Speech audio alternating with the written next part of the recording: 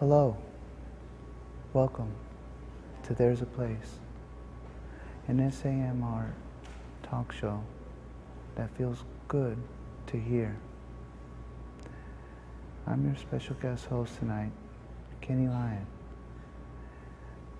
I want to thank adampapagan for letting me guest host There's a Place here on drumbox.com.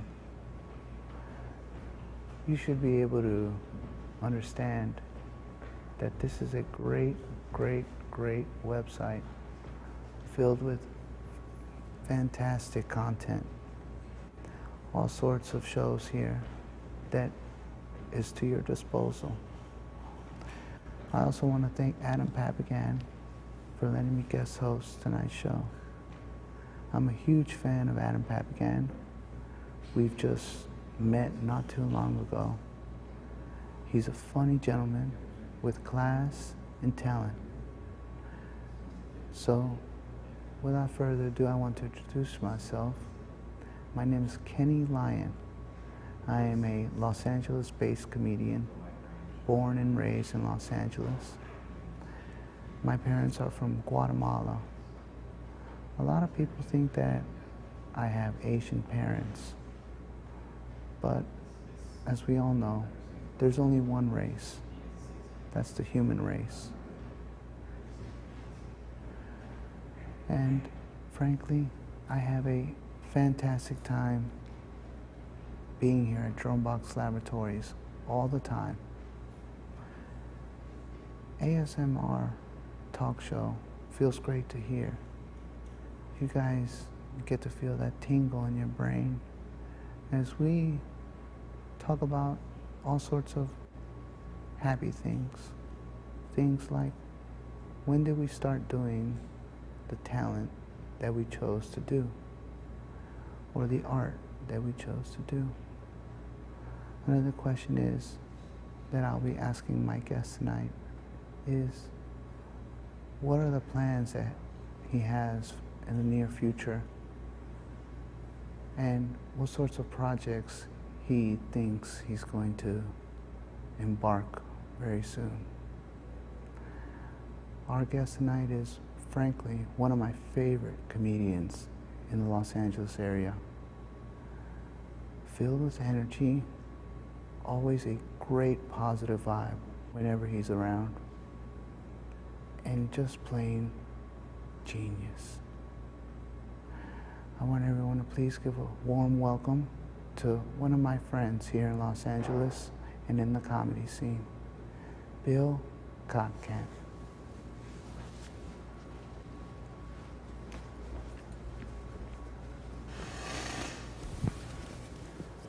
Hey there, Bill. How's it going? Nice to see you again, man. Thank you for coming here. Of course, yeah. Bill, I've been watching you do stand-up in the scene since probably 2013.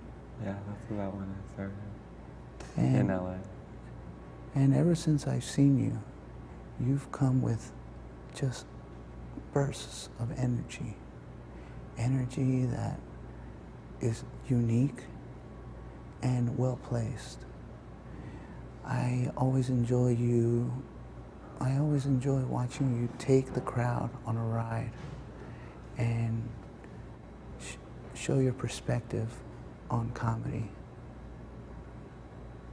When did you start doing funny stuff? And I'm asking about as a child. What did you do that pretty much spawned your comedic genius?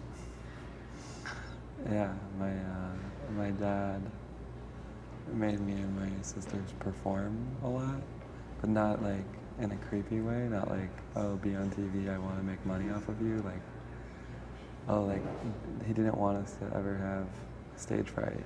He never wanted us to be afraid to talk in front of people or anything like that, and so he'd put us up at talent shows in our town, he'd put us up at the fair. I used to hog call at the fair, and that's as ridiculous as it sounds. Where were these talent shows? LA, at Claremont. Claremont. Yeah, like 40 minutes out of LA. So that's where I grew up, and I used to do hog calling at the fair. I would call hogs, and we were watching an old video a while ago, and I was calling hogs, but I was also doing like a joke. Like I'm like, come here, pigs, and then I like pretend like you can like take a nap and like eat there, which like a pig 100% isn't gonna understand what I'm doing. Like it's like, okay, like it's a bad way to call a pig, but the audience is like, ha ha ha ha, and then I just stop. Like I get a laugh, and then I'm like, the pigs don't come, and I like give up.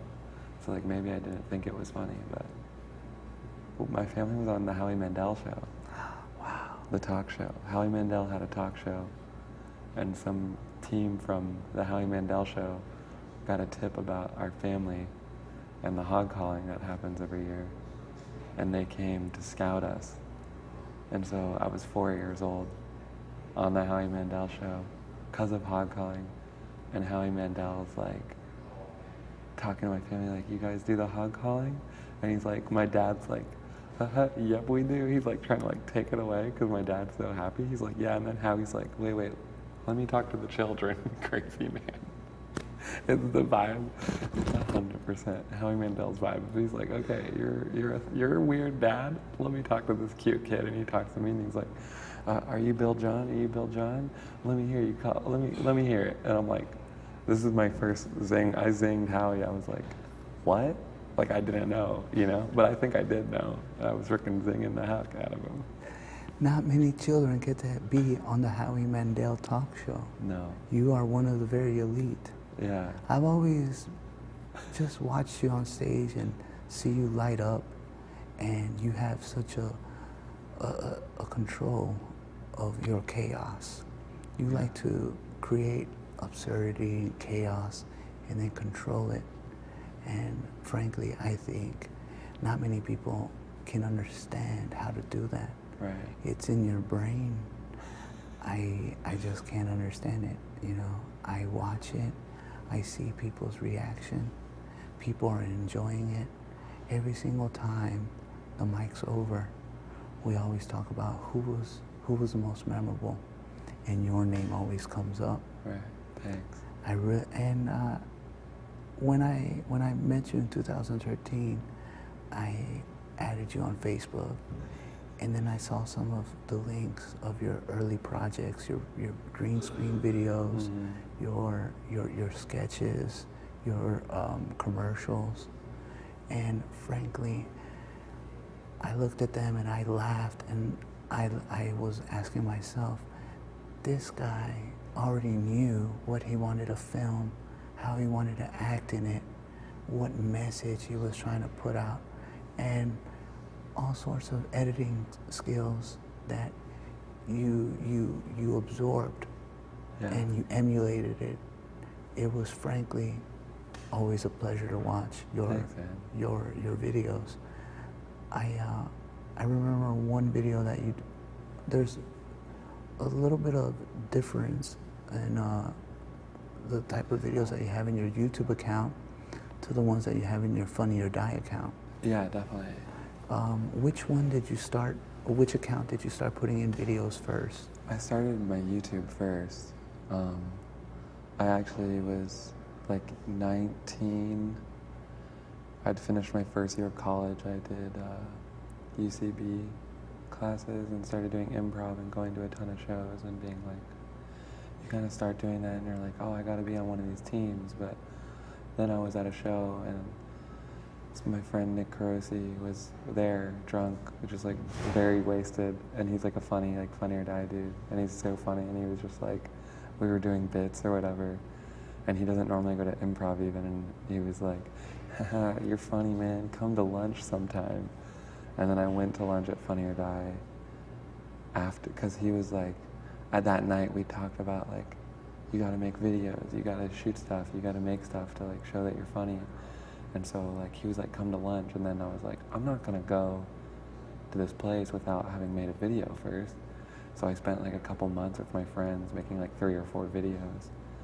and myself. It was like, I just did it like literally in like, my first video is the dumbest bit called Mouth Genitals Good to Go. You saw that one? That one I didn't see in your YouTube account. I was trying to look at your oldest videos. That one's on a different account. Yes. It's on an account called Straight to Video Sketch, which is abandoned, and I would never put out another one on it because it's so abandoned. But we literally shot it in like the alley that me and my buddies like there's this abandoned adult school in my town, and we shot my first video in the corner where we used to like get wasted at night. Like it was like down the street from my friend's house where we would just like get wasted.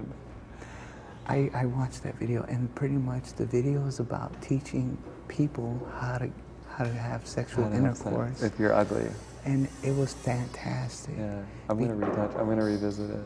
Because as you know, me and you, we're kind of socially awkward. You know, you have a beautiful girlfriend. I've noticed that. But I've noticed that. Mary, I love you.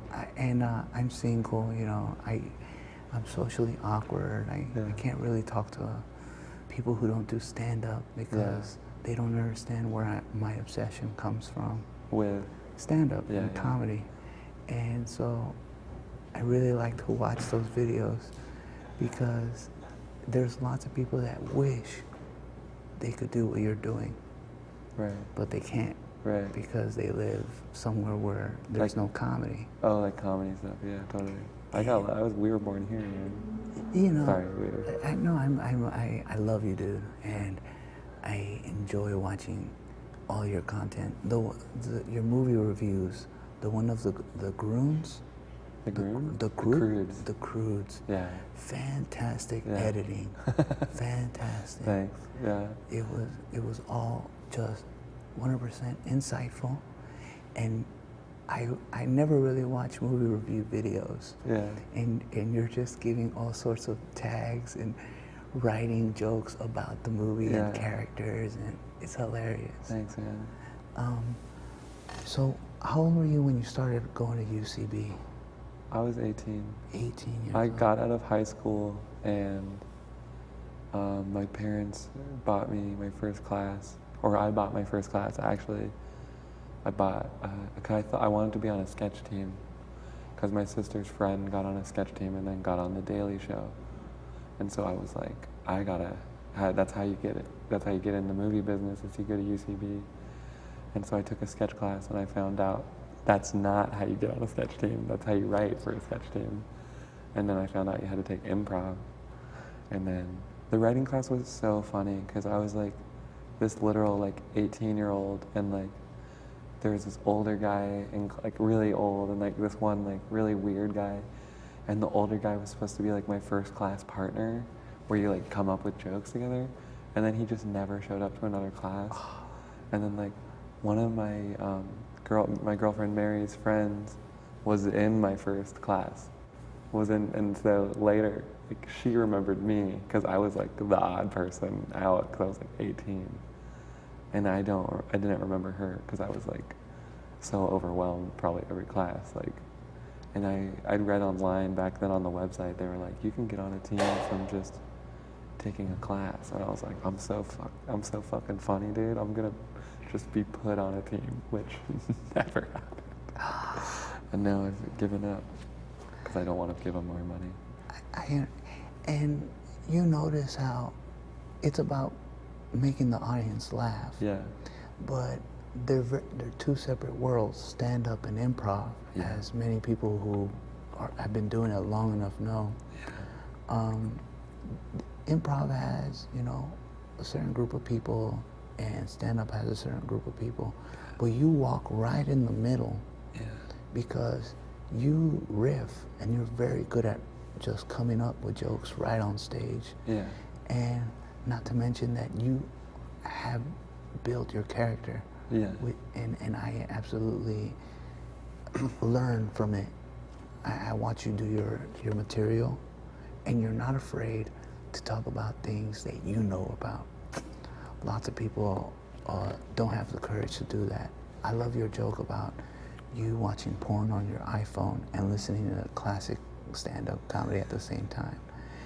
I've never heard anyone talk about that.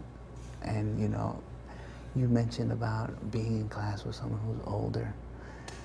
That's another thing I wanted to pick on. You know, you and me, I'm 24, you're 22, right? I'm 23 now. 23. I think.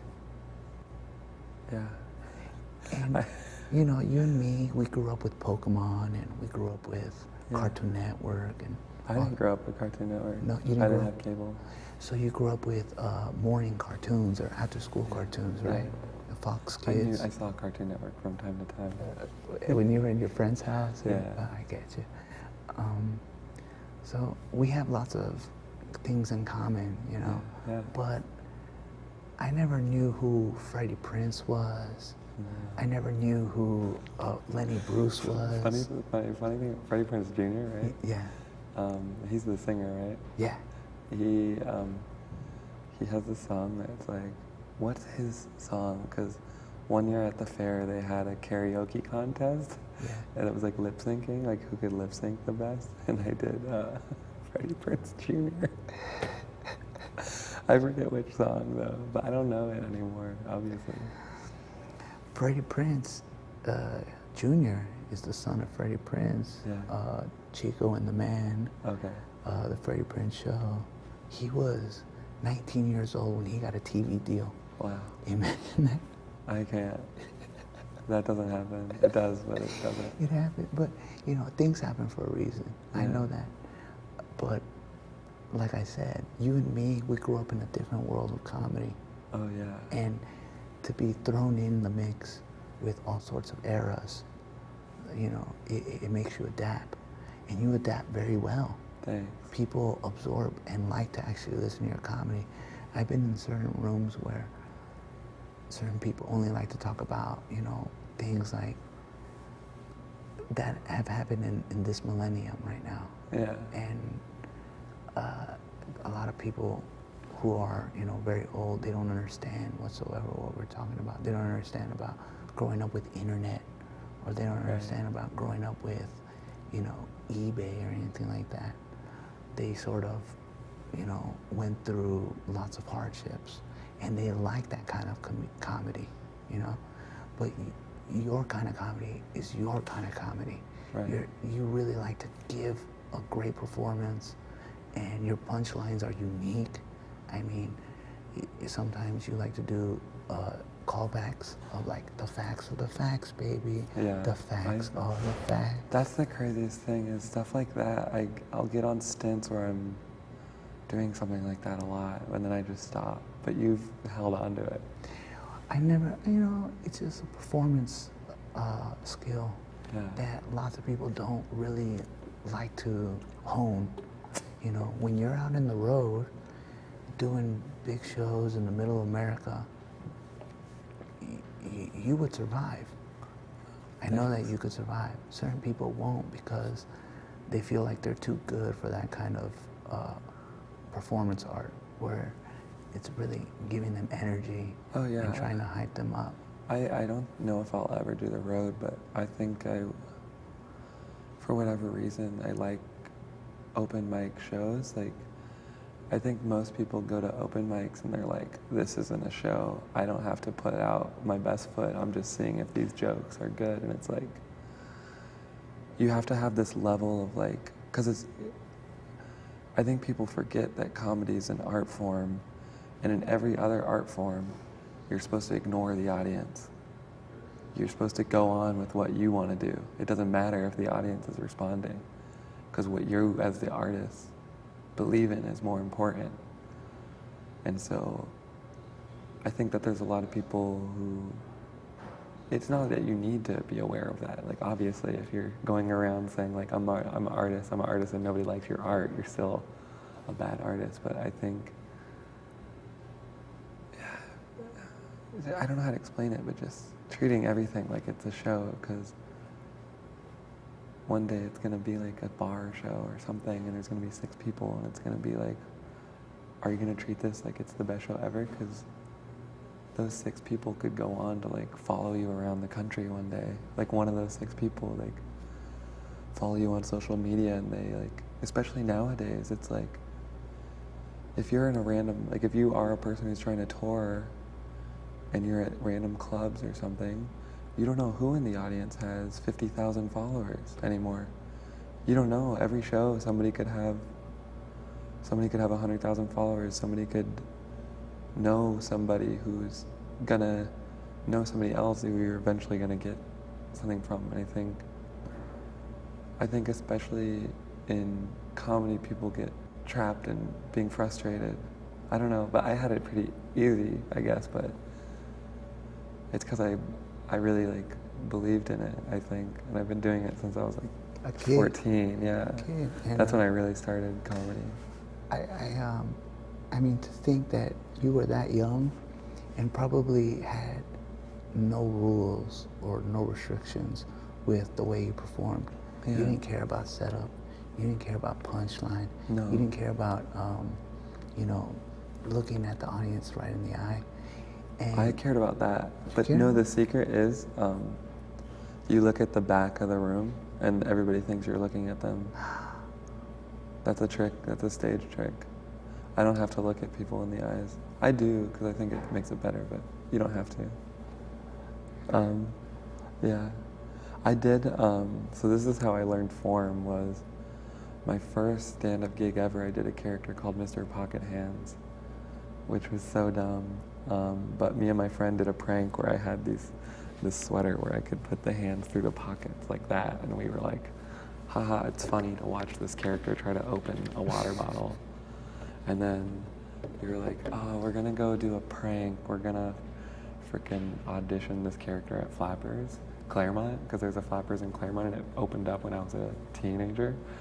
So me and my friend were like, oh, let's go do this freaking prank. I'm gonna go and audition to get on stage at Flappers with this stupid character. And we came up with like all these, like, we were obsessed with jokes that weren't jokes back then. Like we were like, this is one, is a guy comes up to you and he tells you like, hey, I'm a murderer. Do you turn him in? That's up to you. And that's the punchline.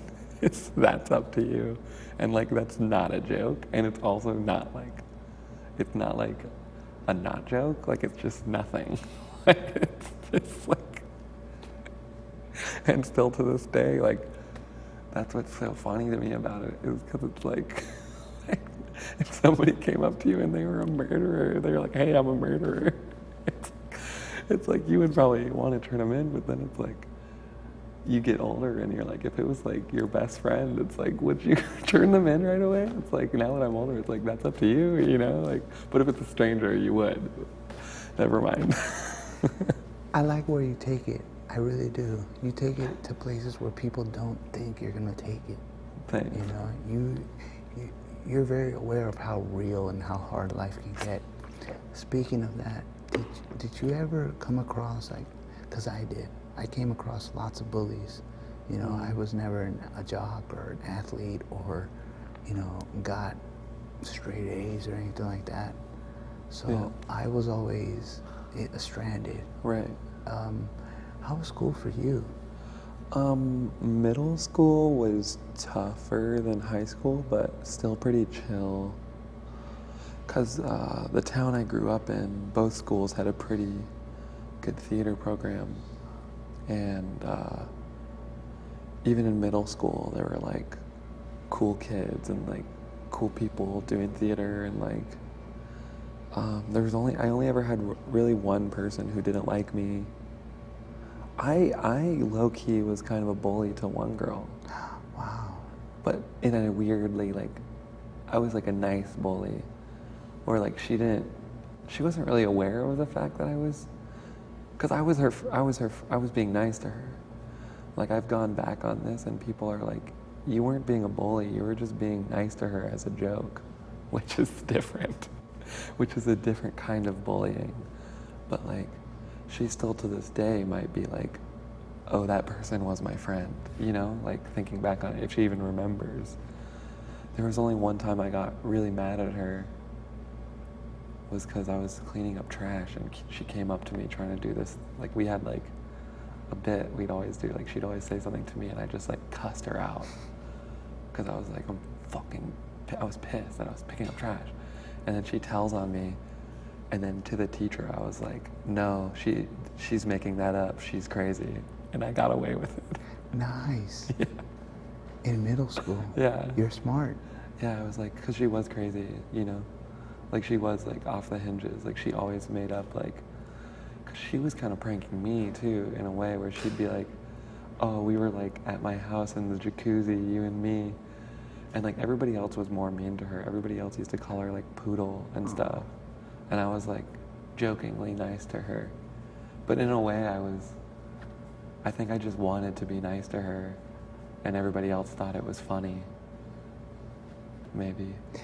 It's kind of like the joke, right? Sometimes you do funny things, you don't know where it roots from, why people get that certain reaction, but they do. Yeah. I've also noticed that you have all sorts of styles. You know, you have the long hair, the short hair, the glasses, the no glasses. You know, you just pretty much go with the flow, right? What are your fashion influences? I do long hair pretty much exclusively now. This is getting too long. I hate jeans. I try to buy a lot of women's clothes. I like tracksuits. Lots of colors. My main thing is jackets. I hate shirts. I don't think shirts are as important as jackets. Like, I don't know. Yeah. You have a look. I really do like your look. Thanks. You know, you stand out. You know, if I were to be walking on Hollywood Boulevard and I would see that jacket that you're wearing or those tracksuit the pants that you're wearing, Yeah. I'd be like, Bill. Yeah, you could see me from afar. Yeah, I think part of my thing is I'm really like shy and nervous, and I, for a long time, have been like confused why people like me. Because I don't like myself so much a little bit, like deeply. But like on the surface, like I can be confident about myself or be fine or whatever. But there's a level where like I don't get what's going on. Our brains still haven't fully developed yet. Yeah. They fully develop at the age of 25. Yeah.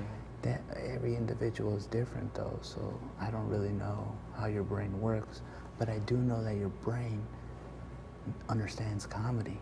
Yeah. You know, I have certain friends that know how to do certain things, you know, like skateboarding, or they know how to pretty much do software programming, but they love comedy, but going on stage is not the life for them. Right. They don't really, that doesn't call their attention. Right. What's the craziest show you've ever done? My favorite show I ever did was at, so the colleges in my town for a little bit. There was a few kids, they were really cool. Like, they weren't kids, obviously, they were adults. There's a whole thing with college students, we call them kids, they're adults, but everybody calls them kids because like now it's like the new high school. That's a whole other thing. But I was doing a show at the Pomona Pitzer colleges, and I just was like so confident because I was like in Claremont, and it was like for all these like cool college kids, and I was like, oh, I can just do whatever. And I think that was kind of like my prime of stand-up. Like, I think I was ramping up to do my special that year. And I just like fucking was going like so confidently into everything. And I do this joke, I used to do this joke with like, who in here has got like, I freaking love butts, a butt's a butt's a butt. Like, who in here thinks they got the best butt? And like the whole funny thing to me was like, every time it would be a guy who would raise their hand, because it's always guys who are like hecklers and like most of the time who want to be part of the show.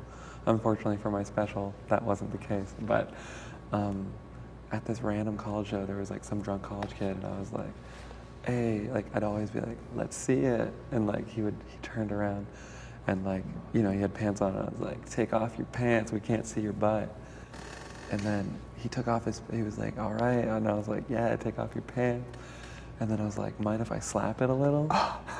And he was like, go ahead. And I went down the aisle, and like I slapped out Wipeout. Like I was like I don't remember. I can't even do Wipeout right now, but I just like slapped it out, and then I yelled, Wipeout, and went back to the stage. And I have it on video, and it's like in my special, but I don't think anybody really like realizes that's what's happening. But it was the craziest thing ever. You're not afraid. I really do like that. I grew up in Hollywood, right?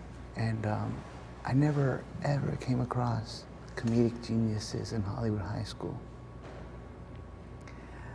I sometimes wish I was around people like you. Yeah. You know, when I was growing up, because it's very tough trying to be funny in a world full of people who don't care what's funny. Yeah. You know, that. And I sometimes, you know, get to thinking, why is it that people don't like to perform? But that's another reason why I'm crazy, you know, because I think that like to perform? I love to perform. I think that everyone should perform, but that's not what should happen. You know, I don't want to force anyone to do something that they don't want to do. And there's just something about coming across you, a guy who really does like to perform and make a circus at the show. Yeah. You know, I just can't understand. There's no other guy like you in the LA scene. Yeah. There's some people like really funny, like Don Barris. You know, he's you can check out his show at the Comedy Store on Mondays in the Belly Room, 10 p.m. That show is beyond crazy, dude. It's got people that are senior citizens, people that have humongous following on Twitter, people who are musicians, and people who are starting to do comedy. And he throws them all together, and it's like a big show. What show did you like to watch growing up, you know? Of comedy? Like, what do you mean growing up? You know, like sketch shows or... Oh, when I was a kid? Mm-hmm. I watched a lot of sitcoms. Like ABC sitcoms. I watched The Simpsons. I loved The Simpsons. But really, it was just the internet. I mean, honestly, if I was going to say anything, it's like Derek comedy, Old English, like this, like the newgrounds.com, like, you know, memes. Fucking, I hate memes now, dude, but all that stuff. I just liked watching I really like bad stuff. Like, I still to this day like watching, like, one of my favorite things to do is like watch crappy YouTube videos. I listened to a lot of musical comedy as a kid. My parents really liked musical comedy. I liked Whitest Kids You Know. I liked a lot of their musical comedy. Trevor Moore was really funny. And the rest of like Eric One, Buddy, whatever. But there's nothing that really like stands out. I mean, I couldn't, Austin Powers. These are all the things like I watched. Especially Austin Powers had an effect on me as a kid. I told dirty jokes all the time. Like, I saw Austin Powers and then I wanted to be funny, and I looked up like a bunch of dirty jokes on the internet and started telling people them. And there was this teacher at my elementary school who wasn't my teacher, but she was like the new like 3rd grade teacher or something. And like she thought it was like her first year, so she would think it was funny when I'd tell her dirty jokes. And she was like cute, and in my like 5th grader head, I was like, me and this teacher are gonna fuck. You're gonna hook up, yeah. Because you were the man of mystery. You were Austin Powers. Exactly. It was in your head. It was in my head that I was telling these dirty jokes, and so. What's really incredible is that Mike Myers was trained by Del Close. Yeah. Who created long form improv. I know. And pretty much spawned UCB and all that. And the internet, how sometimes you understand that something that, kind of like the jokes, you know, like how you said about if you know a murderer, that's up to you.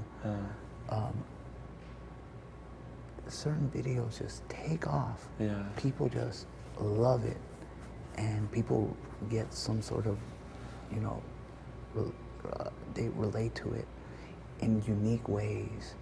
And I really do like to talk to you about that kind of stuff. What do you think makes something viral? What makes something viral? Yes. Obviously, relatable things go viral, but I don't think it's the same kind of viral as something like Ylvis's, like What Does the Fox Say? Something, musical things go viral a lot. I think well-produced musical things, people can really watch them over and over.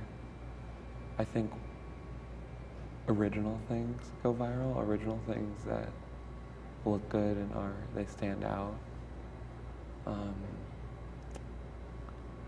The news can make things viral, like the gorilla who got shot, everybody just instantly latched on to that joke, and like a movement.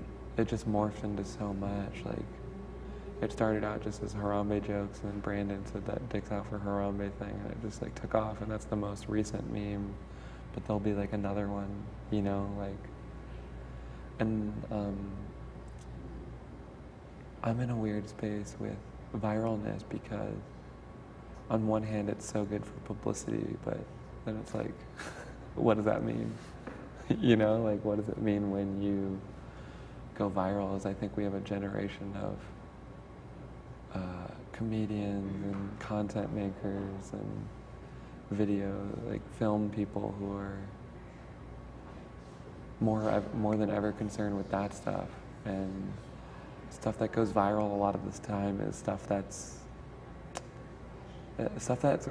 to me that's really viral is always like original. Like, it's always like the big things that pop out in your mind, like What Does the Fox Say? Like, what's another viral thing to you? The guy who did the remix to Why the Fuck You Lying? Yeah, exactly. Like that, it's like, even that though, is like, it's a repropagation of something we've seen. Yes. Even What Does the Fox Say? It's a repropagation of a pop song. It's, oh, this is funny because it's What Does the Fox Say is almost funny because it's nonsensical. Like, a pop song has like the like la la la la la, like that part. It's taking that and making it extreme. It's taking, I think a lot of what goes viral is taking something that you know from the world and really putting it out there and just putting it back. Like, Charlene de Guzman had had kind of the first viral thing about like how obsessed we are with our phones, and it started like a whole movement of people being like, we're too obsessed with our phones. So she had a video called I Forgot My Phone, and the whole video is about how she's going through her whole day and all her friends are just staring at their phones, and everybody shared it. And then now all of a sudden there's a million videos about how we're addicted to our phones, and it's like, she wasn't the first person to call that out, obviously, but she was the first person to make a piece of art that connected to all of us and kind of made us all realize something. And that's part of things that go viral, but a lot of stuff that goes viral too is paid for. I didn't really want to get in that part of it because I know that you don't do that. I know there's a lot of people that do that nowadays where they pay for their followers and they pay for ads and all that. But some things you wouldn't even think of. Like, you remember Harlem Shake? Yeah. Everybody was like, this is like this natural viral thing. But really what happened was Mad Decent, which is Diplo's record label, they paid influencers to do it. So they saw, there was this one kid who made a video of it, of the Harlem Shake, but it wasn't at all what it was. Like, they refined it and remade it and sold it, basically. Because originally it was just a bunch of like weird kids in bodysuits, like being like this for like 4 straight minutes. Like, that's the original Harlem Shake video. And then Diplo and his crew like saw it because, you know, it was their song. It wasn't Diplo's song, it was Bower's song. But they saw that video and they were like, this is funny. They turned it into like a minute-long thing, and they gave it to influencers to make it viral. And it looks like it's not viral, but it was paid for. Wow. Because, you know, there's nothing, it's, you know, I don't think there's a serious problem. And if you have the money or can raise the money to pay for yourself to be in people's eyes, it's just unfortunately how the world works. Money talks, bullshit walks, you're Yeah. right. But that doesn't mean that Things go viral, yeah, obviously. I mean, people, if they really, really do like it, they're not afraid of hitting retweet or share or revine Yeah. or, you know. Definitely. I really do like that, you know, because this is a new era of comedy where people can actually make a sketch on their mobile phone and release it anytime they want. What do you think about the comedy boom that's going on now? Like in general? You know, things like the phone, things like Facebook Live. Right. I mean, personally, I see our current landscape as the end of content. Like we're at a boom right now, and obviously, like the end of content. Like I mean, like 150 years. But like, if you really think about it, referencing things like the comedy boom and stuff like that is like, in comparison to like, humans can only really see so much time, and it hasn't even been 100 years since the Beatles, you know, like, and that was like the first like boom of culture. Like Monty Python is like the first like memorable sketch group because it's the first time comedians, like real comedians, had access to film technology. Because back in the day, you know, you had like Charlie Chaplin was a real comedian, but back then it was like black and white film. It was insane. But now, 2016, you can set up this, and this is to the whole world, the internet. Everybody can make stuff. And so at the end of the day, there's more content, but I think it means less. Like, if that makes sense. Not in a bad way, not to discourage anybody from making stuff or discourage anybody from saying what they want to say. I just think we're headed to a culture where there's so many different ways to consume media. It's like, I don't even know like what we will be consuming in 30 years. Like, because I'm already hesitant to sit down and watch a show or even like I just watch Facebook videos, honestly. Like if your video's not on Facebook, I'm probably not gonna watch it on it like 100%. Like Vine came and went. You know, Twitter's like huge still, but like they're not making any money. Most of not most, but a few of those people ended up getting like a good acting career from those accounts. Oh, I think so too. I don't know. I don't want to shit talk the comedy boom. No, it's because we take the risk of throwing content where there's a world full of content. Yeah. And like what makes our content special than all the rest of the other content that probably has way more money backed up into it, right? But there's also a bigger, larger amount of people that don't do it, but they do have their cell phones, and they really do like to share memes or, you know, I have friends that don't make memes, but they share them. They know exclusive memes, or they know like they're following pages where they're releasing new memes every day or every hour, and you know they don't share any of my stuff whatsoever, and I don't blame them, but I do know that there's still hope. Oh, definitely. I'm not against making stuff. I understand it can come across like that. I personally, in my personal career, am at a point where I've spent the past year or 2 years, just the past year really, because I came out with my special in 2014. The viral special. And then for that next year, I kind of I I can't remember. Wait, that was 20. I released it. I filmed it 2014, beginning of 2014. Put it out end of 2014. 2015.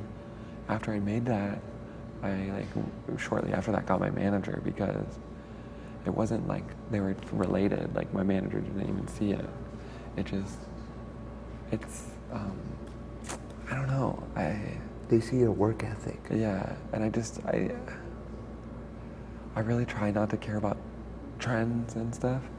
Like, I always have hated trends. Like, I understand that's like super pretentious and like bullshitty, but I mean, that's insulting myself, but I don't want to do that, is what I'm trying to say. But I hate trends, and I hated trends so much that I saw every other stand-up like waiting and waiting and waiting and waiting for their chance. Like, whereas in improv, everybody's kind of like feels more open, and they're jumping and jumping at the bit to show themselves off. Like, almost, not to fault anybody who's involved in that community. I just think there's this balance between not doing, obviously there's a balance between not doing enough and doing too much, where it's like, oh, if you're putting out stuff where you're just putting it out to put it out, don't put it out. Like, if you're putting it out because like you care about it, then put it out. And once I realized that for myself, I wanted to stop being part of the culture of just sharing to share, because a lot of people get caught up in that of grinding every night at open mic, whatever you want to say, whether they're grinding a video every week but not putting the time in to really make sure it's a good video every week, or grinding every night but not putting any thought into what they're creating, or doing improv every night but not building a team or a show, or trying to make their own thing around it, whatever you want to say. Because it's about being really conscious of what you're making and what you're saying, and I think I got to that level after being in the too much zone, because I think the era you're talking about in my movie reviews and stuff, I look back on that as a success because I learned a lot, but a failure because I had no direction, and I was trying to mimic a business model instead of listening to what I really wanted to do. And so I finished that, and then I did stand-up, and I was like, I really wanted to just make a special, because I was like, I know I can do this, which is cocky and like confident and overzealous. And I called it the viral special, ironically, because I knew it wouldn't go viral. Like, obviously, like, I was just like, how would have, it's like 15 minutes of content in there. Are we wrapping up or something? Bill, I want to thank you for coming here to There's a Place. And I want to remind everyone that there's always a place to go. Sorry, guys. And it's in your mind. Thank you, adampapagan, for letting me guest host tonight's show. Thank you, Dronebox.com. Thank you, Bill Kottkamp. You can add him on Facebook, Bill Kottkamp, and you could find him on Twitter, Chill Trill Bill. One of my favorite gentlemen. I hope one day me and him make an empire or make some sort of impact in comedy in this lifetime. And thank you, everyone. And remember, there's always a place. And it's in your head. Hey, what's up? Illuminati, baby. Let's